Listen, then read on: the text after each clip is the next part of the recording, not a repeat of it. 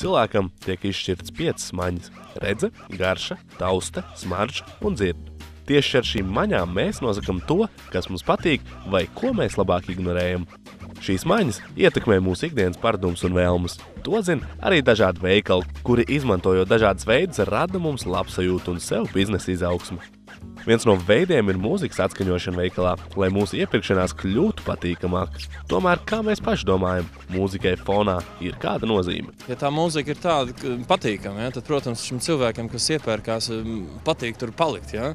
Tur var domāt par to, kāda veida mūzika ir iederīga. Ja? Tur tā vietai. Parasti tā ir mūzika, kas nav pārāk tāda, nav pārāk izteiksmīga. Ja? Bet, manuprāt, tāda fona mūzika ir, viņa ir liela nozīme. Atbilstošāks tam mūsu mērķim, kam mēs viņus gribējām pirkt. Tas man iedvesmo, un īpaši ir tāda ātra, tad, es paskatos vēl tādas kičīgākas lietas, piemēram, esmu kādas auskariņas. Man iedvesmo noteikti, es esmu priecīga, ka skan mūzika, un jo ātrāk, jo labāk. Domas par to, kādai ir jābūt mūzikai dalās. Tomēr viens ir skaidrs, ja veikals ir trāpījis desmitniekā, mēs parādā nepaliekam un papildinam viņu kases. Ir tā, varbūt ātrākais es uz viņu un kaut kur braucam uz Tusiņu, tad varbūt tu dzirdi kaut kādu pazīstamu melodiju, tu tā, varbūt čipsīti vai ko paķert. Man liekas, ka tā jābūt tomēr tādai mierīgai, relaksējošai.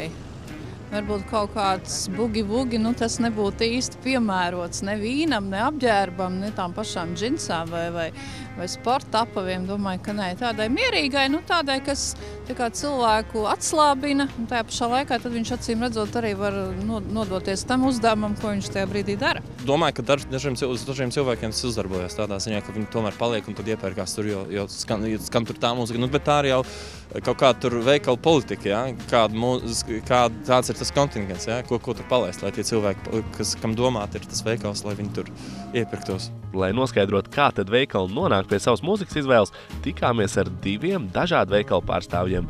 Vienā tiek uzskatīts, ka cilvēkiem patīk dzirdēt jau zināmas meldiņas, otrs mums ik brīdi mēģina pārsteigt, ar ko nedzirdētu. Principā mūzikas izvēles ziņā mēs jau neierobežojam, mēs izvēlamies principā plašu mūzikas sortimentu, ir gan kaut kādi jaunie populārie hīti, gan arī vecie, tamdēļ, lai klienti, pat cik mūsu mērķa auditorija ir ļoti plaša. Mēs mūziku ik pa laikam pamēram, ja, kā konkrēti tagad uz Ziemassvētku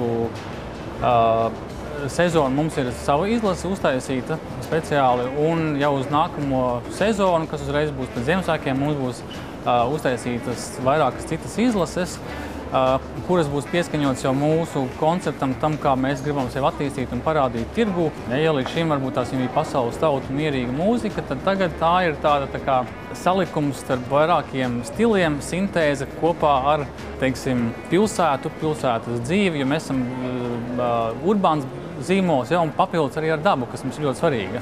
Tomēr abu veikalu pārstāvi mums atzīst, galvenais, lai mūzika papildina veikala atmosfēru. Tā nedrīkst radīt diskomfortu, kā rezultātā klients var visai ātri doties uz citu pusi. Galvenais pamatprincips, ka mūzika ir mierīga.